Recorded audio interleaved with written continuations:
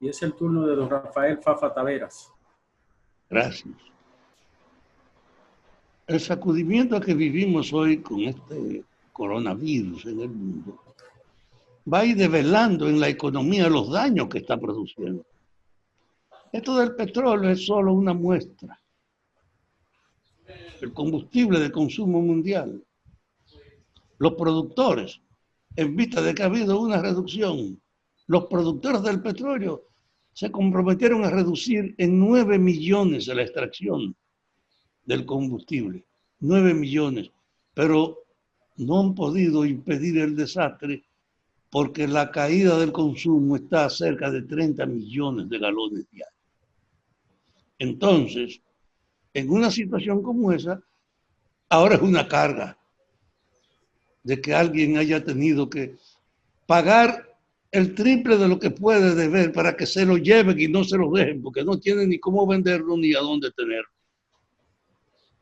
Y ese mecanismo que se ve tan nítidamente con el petróleo se está produciendo en otros renglones. A mí me llamaron hoy 2 personas que se me presentaron vinculadas al negocio de la venta, de la crianza y venta de pollos, a decirme, mira, nosotros estamos aquí en una desesperación terrible. ¿Y por qué? Tenemos 11 millones de libras de pollo en las neveras y 4 millones de aves de pie que debieron haber sido sacrificadas y tenemos que alimentarlas porque no tendríamos a dónde también conservarla en frío.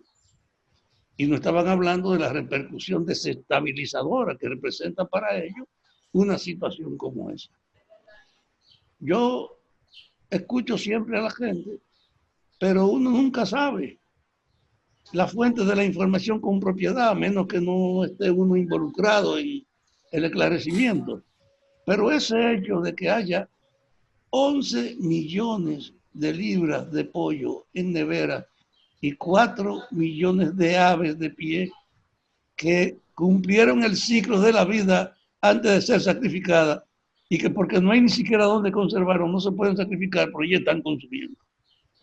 Y entonces están gritando a 2 manos los polleros. Yo creo que no volveremos cuando vemos estas manifestaciones a ser lo que era la vida. No es verdad que al término de esta coronavirus vamos a restaurar el ambiente que la aparición de este virus desencadenó, desorientó. No, es tan profundo el impacto que esto está produciendo, aún sin que estemos a la puerta de su superación. Es tan grande el impacto que esto está produciendo, que ha roto barreras que nunca se hubiesen roto, en el sentido de que no pueden esconder los pueblos, efectivamente, que están siendo todos afectados. Ah, con el petróleo, no, con las exportaciones también. De que todos han afectado y más los que vivían del turismo. De que todos están afectados en el intercambio internacional a todos los niveles.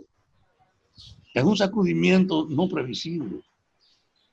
Es un efecto que ni la guerra produce, que ni la guerra producía, aún en su desenvolvimiento, un repliegue tan grande de áreas de la economía y de la producción. El impacto de esta crisis por eso va a ir más allá del impacto y la consecuencia de una guerra cualquiera. Y en ese orden es que uno ve con preocupación que en la República Dominicana no percibamos ese desafío. Yo digo que estamos obligados a hacer como actitud preventiva una concertación, un acuerdo de la abrumadora mayoría del país, porque el gobierno no ha querido hacerlo, pero tenemos que hacerlo nosotros, una especie de cumbre de todos los opositores y de los sectores sociales y de los empresarios, para que organicemos de la manera más eficiente el enfrentamiento a esta crisis y la prevención frente al problema del deterioro económico que está ahí. Y después de eso está el problema entonces de las elecciones.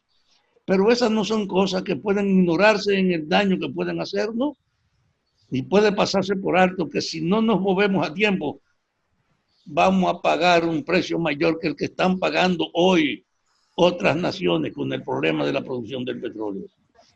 Así que este ambiente tan superficial para muchos, porque es una información y que estamos presos, la gente ve el daño mayor en que no se mueve, pero realmente el deterioro que es de la actividad económica no va a permitir restablecer el orden que se quebró. Y por eso es que más necesitamos que haya una actitud de convergencia, de entendimiento, de coordinación entre todos los sectores para, enfrentándose a la actualidad, también prever lo que viene.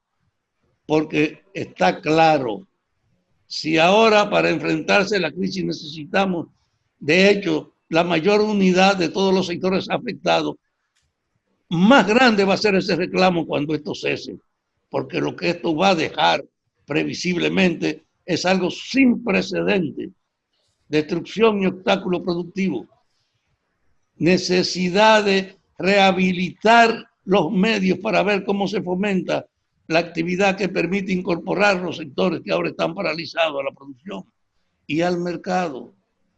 Y ahí ni siquiera la solidaridad tendrá valor. Va a ser una lucha para que sobrevivan los que puedan, porque en el fondo muchos no podrán ni siquiera auxiliar.